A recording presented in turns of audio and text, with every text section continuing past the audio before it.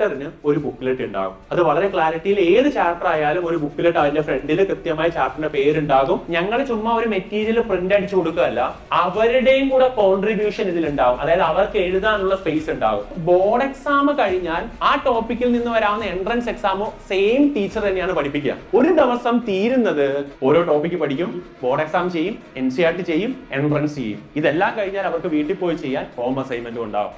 ഈ ഒരു സിസ്റ്റത്തിലൂടെയാണ്, ഈ ഒരു ഇന്റഗ്രേറ്റഡ് പ്രോസസ്സിലൂടെയാണ് അവർ എന്ത് ചെയ്യുക, കടന്നു പോകുക.